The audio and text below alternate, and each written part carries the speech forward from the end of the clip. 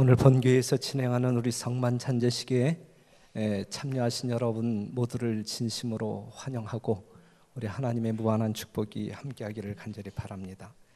아름다운 찬양으로 하나님의 영광을 우리에게 보여주신 찬양대원들에게 하나님의 축복이 함께하기를 간절히 바랍니다. 오늘 이 시간에 성만 찬제식에 즈음하여 우리는 창세기 4장 1절에서 8절에 있는 말씀 가인과 아벨의 제사를 잠깐 묵상해 보려고 합니다. 하나님은 시시때때로 자기 백성들을 시험하십니다. 하나님이 출제하는 시험 문제는 거의 동일한 문제입니다. 그리고 하나님은 정답을 미리 가르쳐 주십니다. 그렇기 때문에 모든 사람들이 이론 시험은 100점, 하지만 실기 시험에서 문제가 생깁니다. 아담을 하나님이 시험하시죠.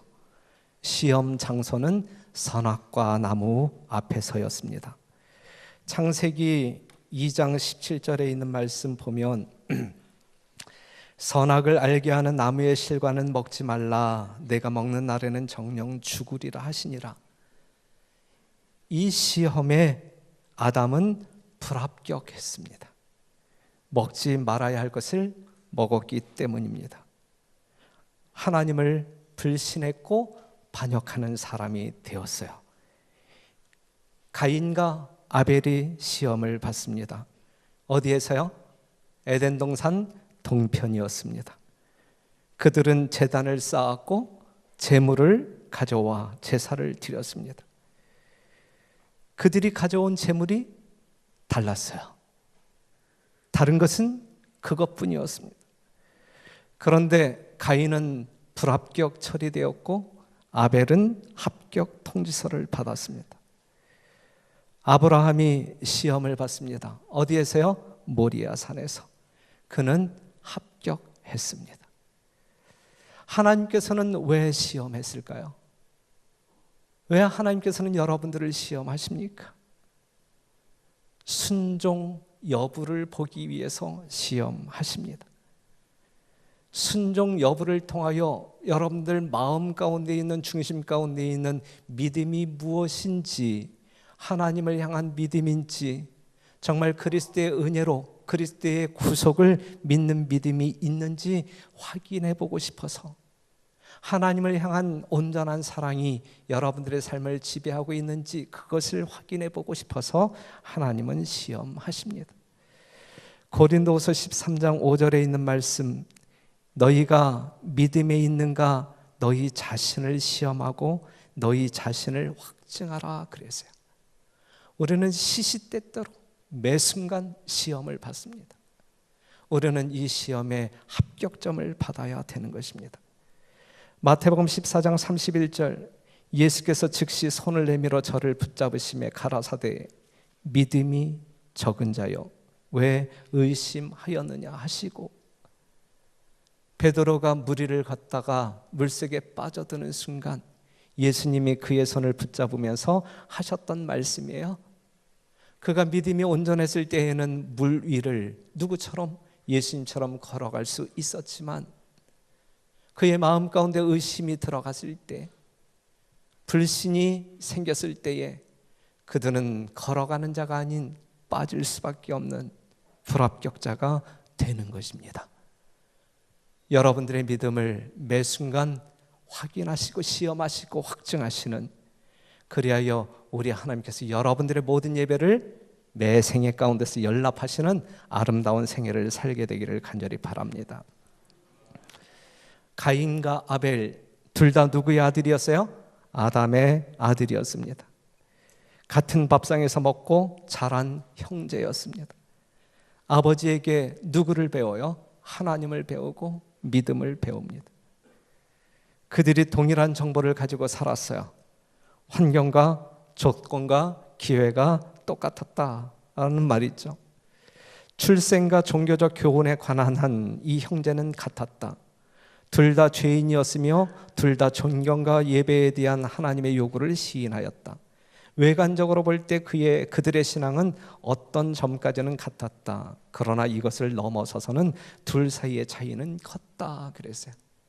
같은 환경 가운데에서, 같은 밥상에서, 같은 아버지의 교훈을 받아 살았지만 그들의 마음 가운데 그들의 마음을 지배하는 무언가는 달랐다라는 사실을 말하고 있습니다.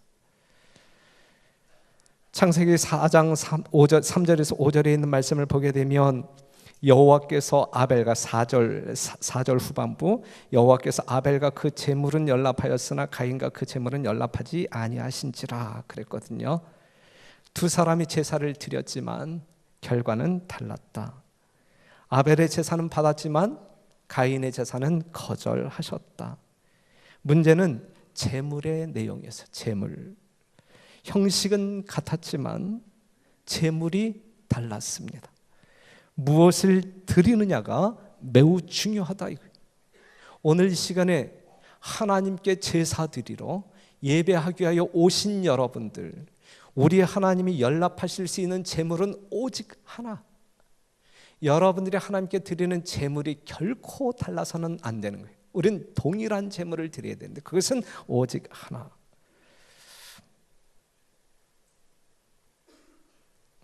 히브리서 11장 4절 다 같이 한번 읽어보겠습니다. 시작.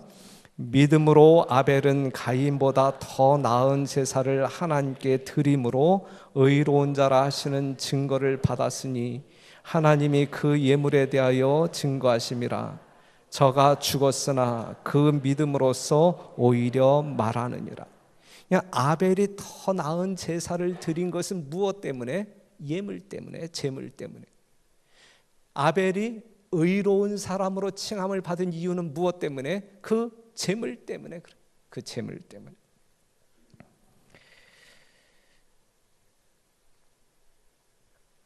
아벨은 구속의 대원칙의 의미를 파악하였다.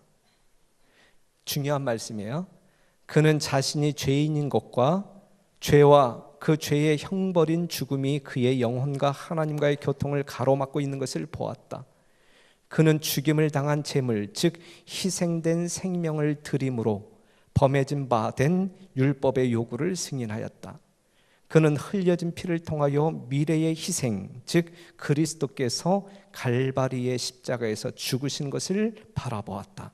그리고 그곳에서 이루어질 속죄를 의지함으로 그가 의로워졌으며 그의 제물이 받으신 바 되었다는 증거를 얻었다 그랬어요. 아벨이 의인 되었는데 그가 의인된 것은 무엇으로 말미암아? 예수님의 희생을 믿음으로 말미암아. 그가 드린 양 예수 그리스도라고 하는 제물을 드림으로 말미암아 그는 의인 되었다라고 하는 사실이죠. 사랑하는 성도 여러분, 여러분들이 이 안식일 주의 전에 나올 때, 하나님을 경배하기 위하여 이 전에 나올 때 여러분들이 십자가에 희생당하신 예수 그리스도를 제물로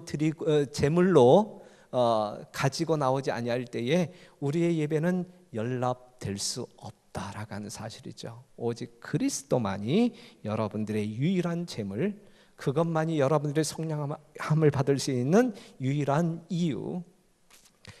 그래서 요한일서 5장 12절에 있는 말씀 보면 아들이 있는 자에게는 무엇이 있고? 생명이 있고 하나님의 아들이 없는 자에게는 생명이 없느니라 그래요.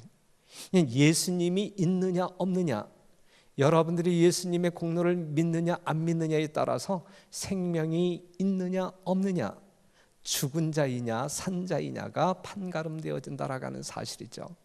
오늘 이 시간 우리가 누구를 묵상하자는 이야기예요? 우리를 구원하시기 위하여 희생당하신 어린 양 예수 그리스도를 묵상함으로 말미암아 우리의 믿음이 그 예수님에게 있는지 시험하고 확증하는, 그리하여 여러분들 심령 가운데 천국적 복음으로 말미암아 자유를 만끽하는 아름다운 시간 되기를 간절히 바랍니다. 오직 누구의 뜻대로? 하나님의 뜻대로 행하는 자, 하나님의 뜻대로 예수님을 믿는 자에게 천국이 주어질 것입니다. 가인의 제사는 거절되었어요. 그에게는 무엇이 없었기 때문에 그래요? 예수님이 없었기 때문에 그래요. 양을 잡아 제사를 드려야 했지만 그는 땅의 소산물로 예배를 드렸거든요. 누가 없어요? 예수님이 없어요. 하나님에 대한 믿음이 없었어요.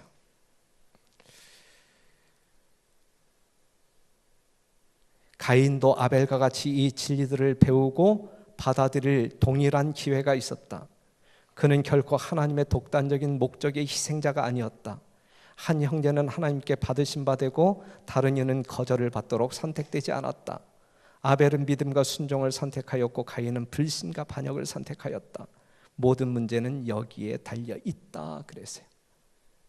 아벨은 믿음과 순종을 선택하였고 가인은 불신과 반역을 선택함으로 말미암아 한 사람은 받아들여지고 한 사람은 거절당했다라고 하는 사실이죠.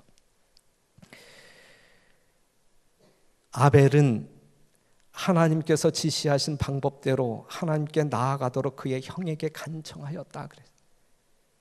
이 아벨의 사역을 한번 보세요. 형이 멋대로 하는 신앙 그냥 두고 보지 않았어요.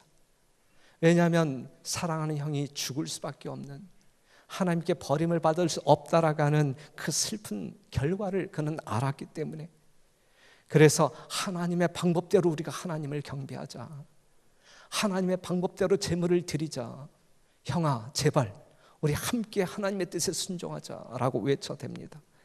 그러나 그의 간청은 가인을 더 단호하게 자신의 뜻을 고집하도록 만들 뿐이었다. 장자로서 그는 동생의 권고를 받을 처지가 아니라고 느끼고 그의 충고를 무시하였다. 하나님이 없는, 예수님이 없는 그의 심령은 교만만이 있을 뿐이고 자아만 있을 뿐이고, 아벨은